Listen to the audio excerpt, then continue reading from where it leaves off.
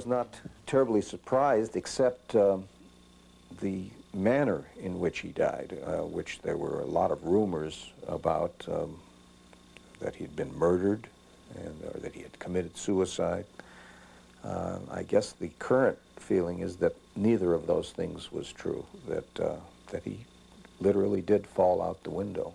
It was the end of an era because he symbolized so much of me in my early photographic days. That's true. Then again, so many people were dying in his recent years that grew up in that period, that so many jazz musicians have died, that there again, I think I was kind of hardened by the whole thing. If you can call a funeral a pleasant experience, it was. I mean, it all went very well, and it's very sad that it ended the way it did. His career should have been much more than it was, and he did it to himself.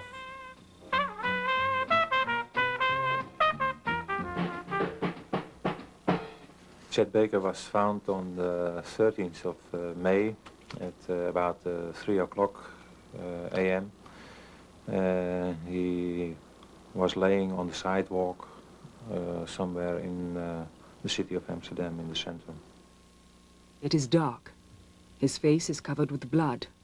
And at first, the police think it is a drug addict aged about 30. In the hotel room, the papers of a 58-year-old American named C.H. Baker from Oklahoma are found. So they assume it is a junkie who has robbed a tourist. The evening of the 12th May is a warm one. Baker has taken several doses of drugs and probably needs some fresh air. So he opens the window and sits down on the windowsill. The door of the room is locked, and the only way to get in is using a duplicate key. Prints of the fibers from his clothes are found in the dust on the windowsill. There are no signs of a struggle. He spends a short while sitting on the window ledge and falls or jumps from the window at about 3 a.m. Because he had found some drugs on the hotel room, there's a possibility that maybe he, in using the drugs, he had the idea that he could fly or something else. A detailed inspection of the hotel and the room, interviews with personnel and other hotel guests, shows that Baker had been alone that night. We think nobody is involved, there's no crime, and what happened exactly, if he fell down or he jumped, nobody knows. The only man who knows is Mr. Baker himself. The official cause of Chet Baker's death is brain injury.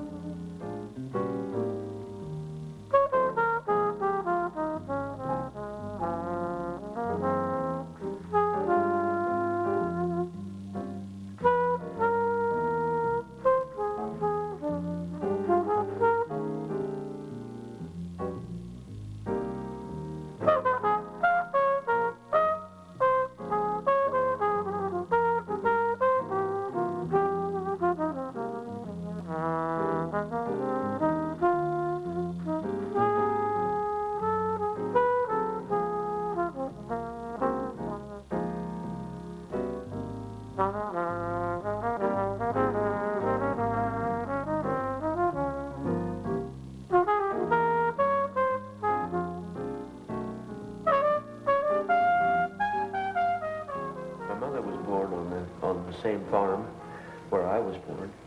And I remember the fruit trees, the acres of watermelons, and the big red barn that used to smell like strange smells, you know, of horses and cows and pigs and the whole thing. Walking out in the watermelon patch and lifting one up and letting it fall, and it would break open and I'd just eat the heart out.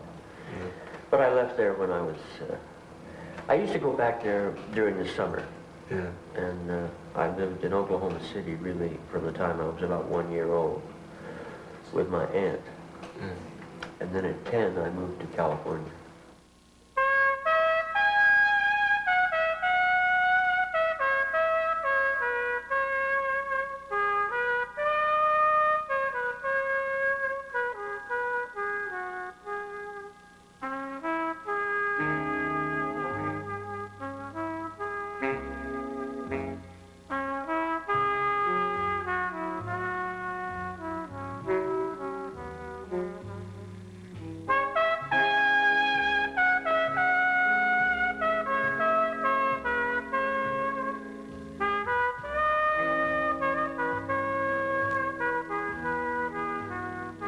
I found a telegram under the door that said there was an audition to work with Charlie Parker at the Tiffany Club at 3 o'clock in the afternoon of that day. So I raced up there and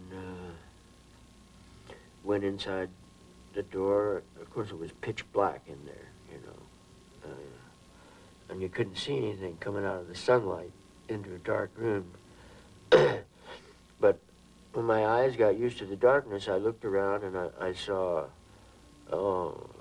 40 trumpet players in there, all the trumpet players in L.A., you know. And I had been there about 5 minutes, and someone must have told Bert or talked to Bert about me before. And after he finished playing with the trumpet player that he was auditioning, he asked if I was in the room, and I said, "Yeah, Bert, I'm here." And he asked me to come up, and we played 2 tunes together. And at the end of that, he announced over the microphone that the audition was over, and that he was going to hire me, and he thanked everyone for coming, and well, that was it. The first time I ever photographed him with Charlie Parker, and I was still learning photography, and you can tell it by the terrible harsh shadows of the microphone. I used a single flash, but you still get the feeling. Chet did win a lot of polls, particularly, I think, what was it, 52, 53, 54, around in there. It essentially was because of his involvement with Jerry Mulligan, with the quartet, and certainly was deservedly so, because that was a unique quartet, never anything like that I had ever heard before, and nothing ever since. Jerry's had a number of groups since then. I've never heard the compatibility that Chet and Jerry had was truly remarkable, and the sound that they made together was also remarkable. And this was, I think, about the second time I ever photographed him. First with Charlie Parker, and then a few weeks later with Jerry Mulligan here at a place called the Hague Club in Los Angeles. There's Chet Baker. I don't recall the first time. All I know is that initially, right from the beginning, the first time I heard him play, and from then on, I knew that he was what we say in the jazz business, a monster player.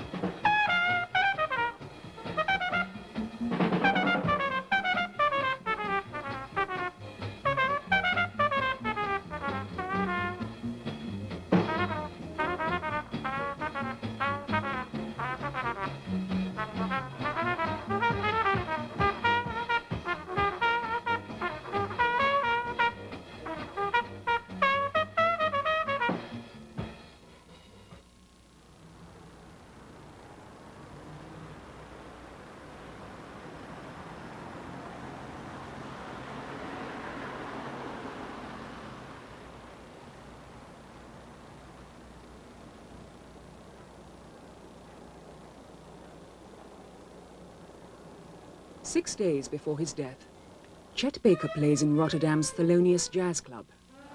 His playing is dull and uninspired. Because of the lack of publicity, there are only 17 paying members of the audience, and he is paid little or nothing.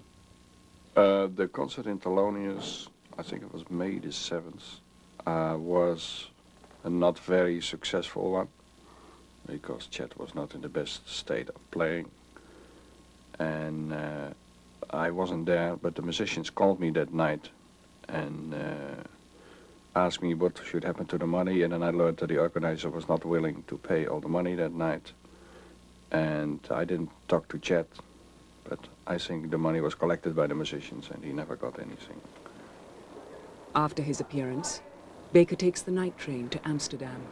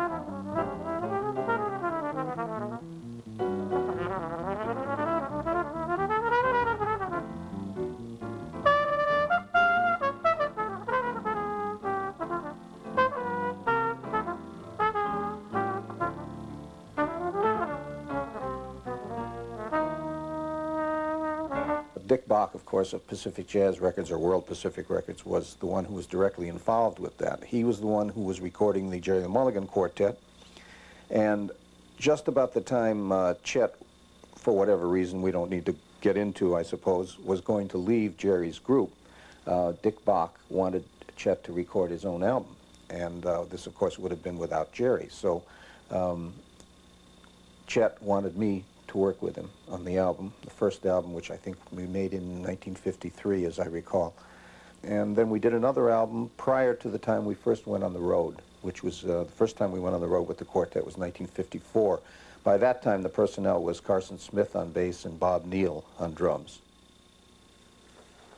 And this is when Chet, after having a big success with Jerry Mulligan's quartet, he went on his own and formed his own quartet with Russ Freeman on piano, Carson Smith on bass, and Bob Neal on drums. And it was a wonderful group.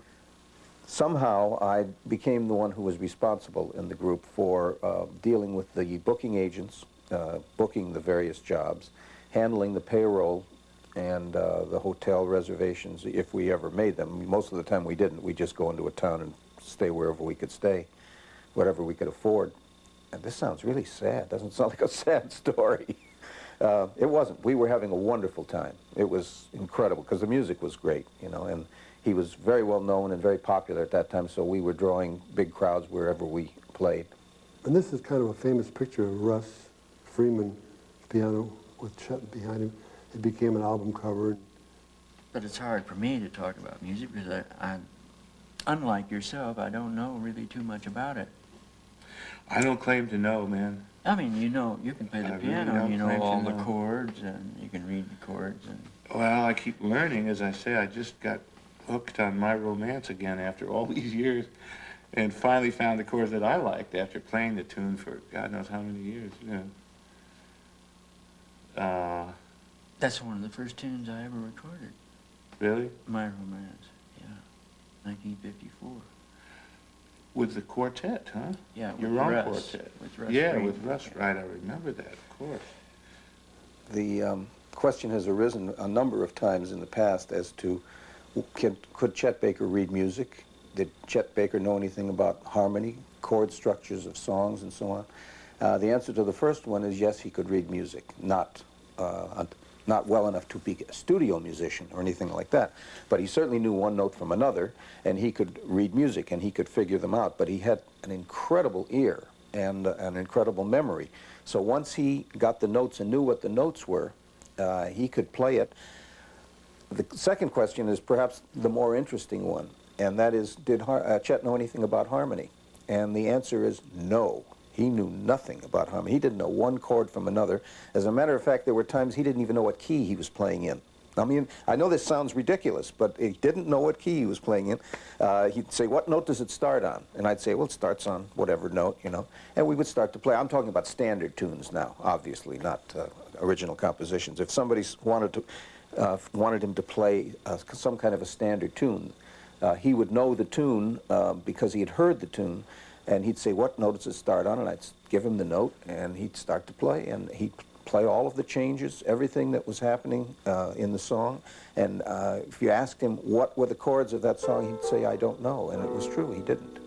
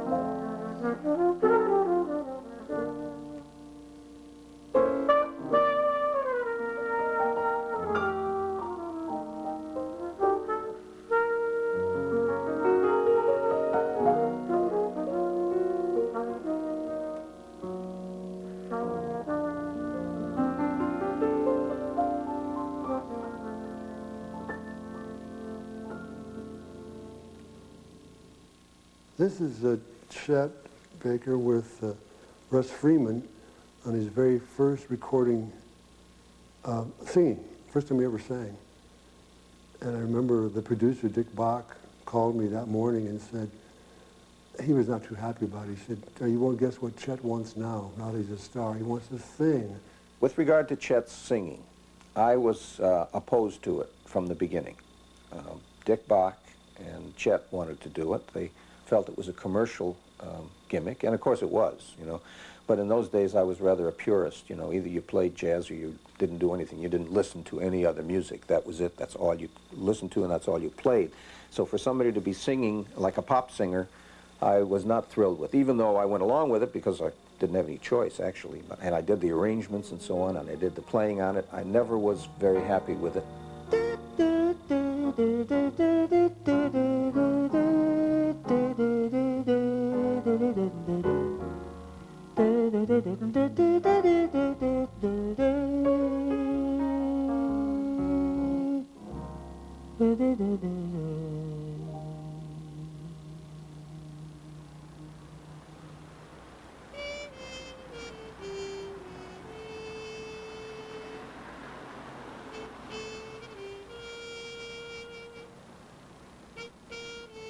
Chet Baker is often in Amsterdam between 1983 and 1986. He rents a room from the trumpet player, Evert Hekkema. What happens the first time they meet? The first time I talked to him was on the phone. He rang me on the 13th of April of 1983. And he said, is your car still for sale? I had an old Peugeot 504, 10-year-old car, which was all right. And, a friend of mine, Rockland, gave Chet my telephone number. So I said, yeah, it's true, it's for sale. So he said, well, come over to the hotel, to the Crest Hotel where I stay, and show it to me. So that's how we met. But Holland is another thing, you know. I mean, a country where you can come into, it's like coming to a country where there's a permanent 24-hour party going on all year. I said, you can always stay in my place if you like. And he said, well, I would like to rent this room. So I said, well, it's okay. I thought Chet Baker in the house would be great, you know. So, not knowing what kind of life he was leading, but I was really glad to have him around, you know. So that's how he stayed in my place off and on for about 2.5 years. Yeah, so the Chet around the house was kind of a menace. I mean, he didn't sleep at night, especially. I mean, I sleep at night. I mean, I go to bed 3 o'clock at night, and I average sometimes 12, sometimes 6. But he was, most of the time he was up during the night, and sometimes he slept for 2 days. And so it was not so easy to have him in the house. We played together. Yeah, sometimes Chet was in the mood, and he said, well, let's do a little duet. So then he played some bass notes, and I played solo, and then I had to play the bass notes, and which I was scared to death because he could play them really soft, you know.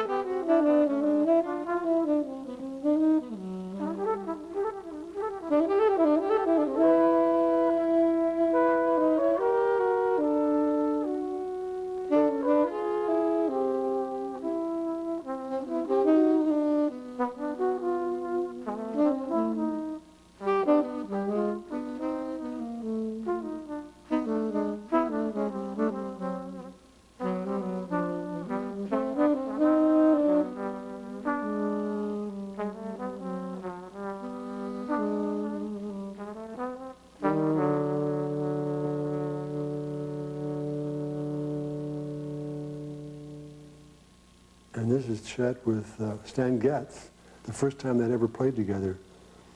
And I remember now how it happened is that Jerry Mulligan was ill and didn't show up for the date. And so Stan Getz came in and stood in for him.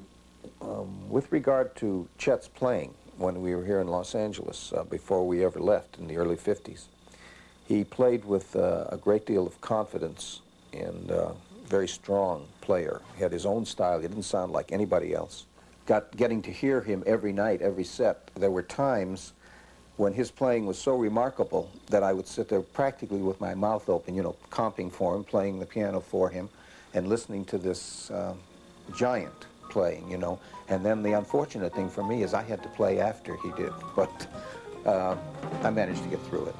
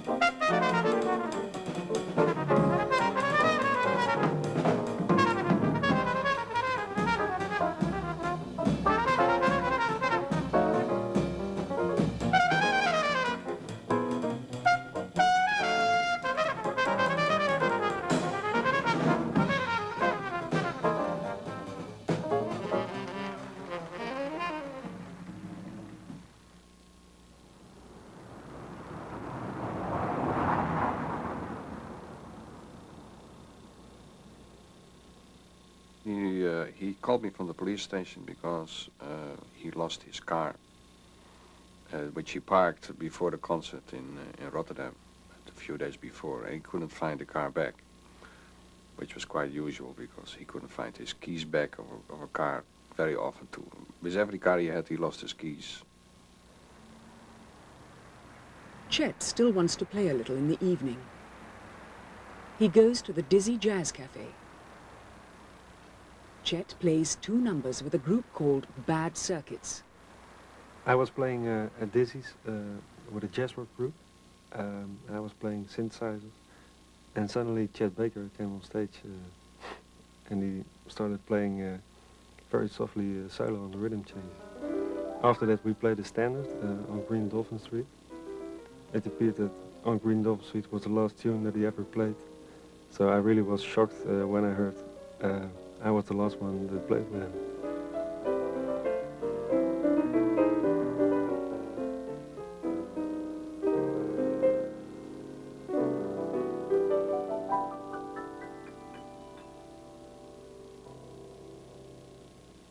After the performance, Baker does not go straight back to the room he is renting. He needs more heroin, a lot more heroin.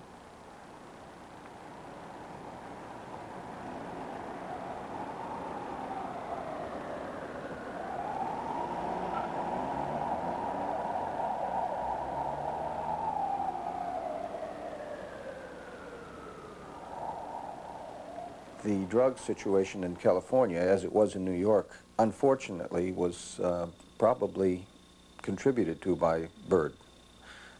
Because Bird was a drug addict, I guess somehow we were all misled into thinking that if it was okay for him, it was okay for us, and it was the thing to do.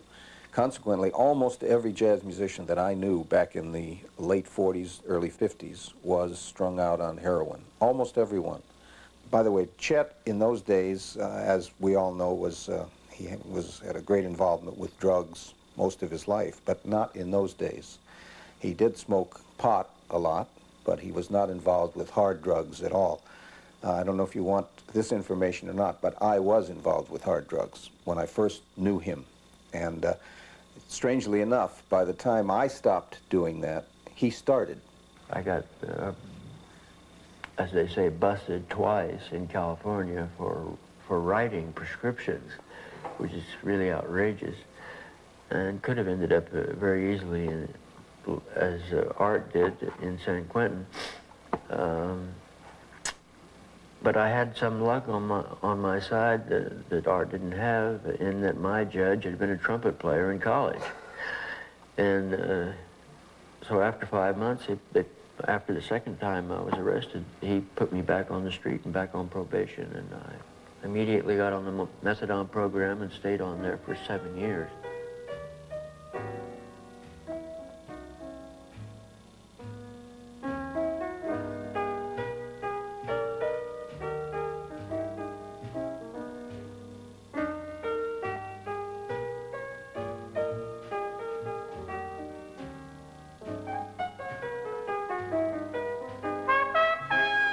Yeah, I was locked up in 62. No, I mean 60. And I missed that New Year's, and the New Year of 61, they let me out a month ahead of time, so I wouldn't be in jail over Christmas and New Year's.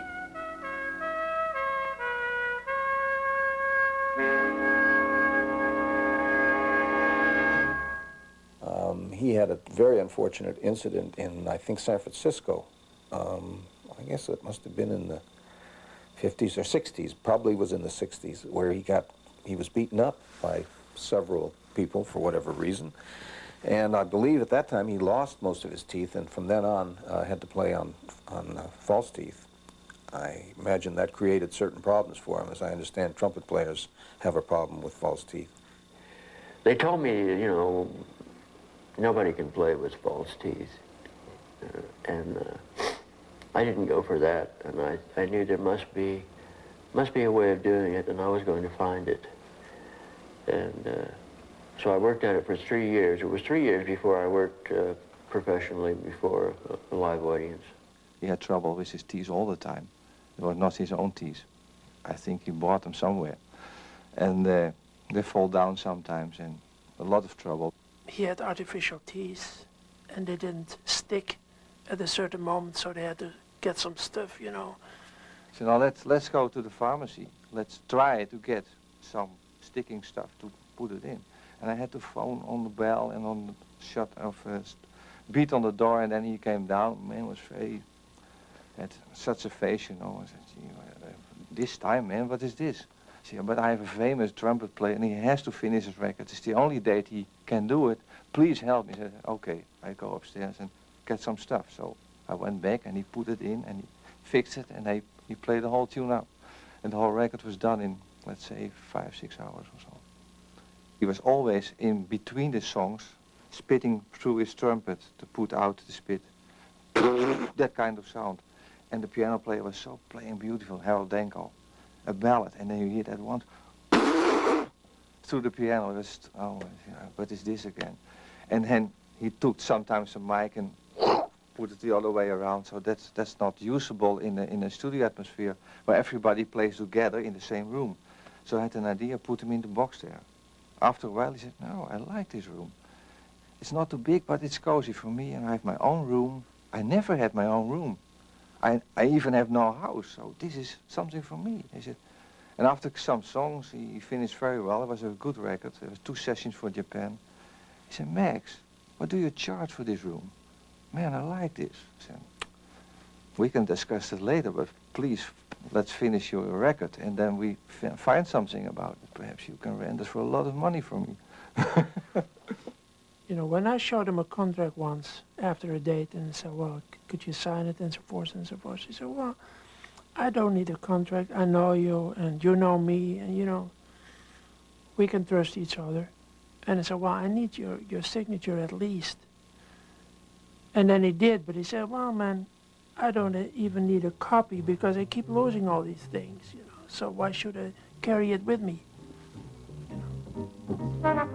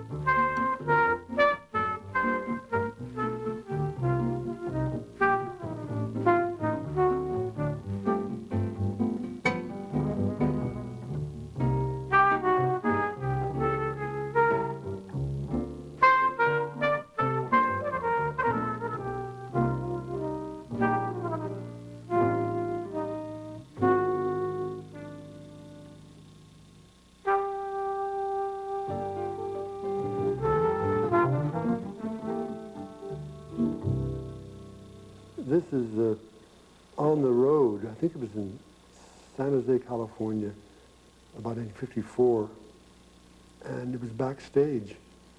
And as you can see, Chet attracted a lot of attractive young girls, and it happened at every performance. He really had a lot of women followers. You probably didn't know they liked jazz before until they met Chet Baker. There we were on the road, 4 musicians with 4 ladies with us traveling, and this made for some problems. And I wish I could tell you what the problems were because I don't really know. All I know is that all of a sudden there was a major problem, and I left. You know, I mean, I don't really know what it was. Chet was at that time living with a French girl named, I think her name was Lillian, I'm pretty sure. And I don't know that she created any of the problem. And here's Chet with Lily, little French girl, one of his many wives and girlfriends. And that's a good example of what Chet would sort of do automatically in front of the camera. This is Chet with Hekkema. I think it was his second wife, I'm not sure. And I just set them in a window casing with a soft backlight coming through, as you can see around here, and told her to lean on him, and they both just created the mood. Carol, that's the mother of the 3 children. She's a strong English woman. And she had a hard life with the genius. I can tell you. 3 children. When he lost his teeth and he couldn't blow, that was tough. And Carol is tough, like the English people. Paul, Messi, and Dean, the oldest one. Dean phoned to me sometimes. He has a voice of his father. Chet Baker regularly stays with Jacques Pelzer in Liège, Belgium. He plays soprano and alto sax and flute. Pelzer works from home as a pharmacist. They have known each other and played together since Chet's first European tour in 1955.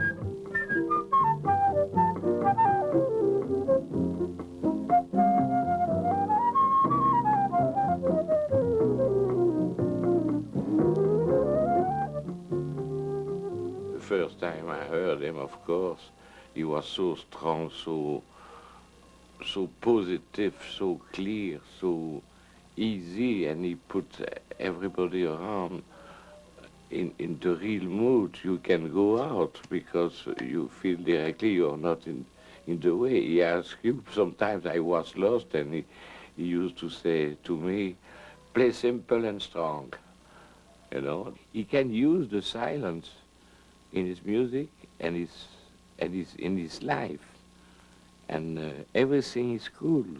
It's difficult to translate that with words. It's a feeling, but you feel it deeply inside of you, and that makes you easy and in condition to play. Yeah, well, Chet would make you feel very, very comfortable, like we would play tunes only that when I was playing with him, that I knew. When there was a guitar solo, for instance, or a bass solo, he would be there. I could feel his presence, and he would do after beat. If it was a medium tempo, you could hear him do during the whole. I could really hear him very, very softly. He would keep the tempo. Well, he would be with you. That's what I mean.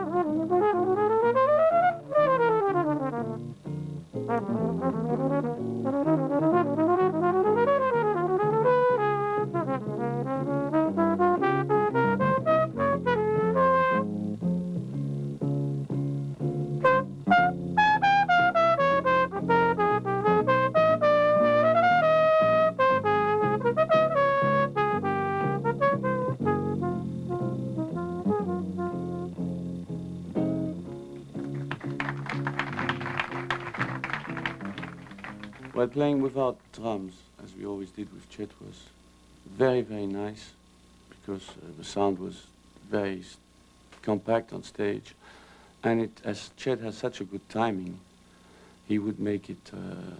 It would be pretty easy. Yeah. He couldn't find so good drummer in Europe after the States. And his kind of music, he wanted to make the most pure as possible. Just piano and bass and horn in a trio, or guitar and bass and trumpet, without drums, without any unnecessary ringing of cymbals and noise from the drums.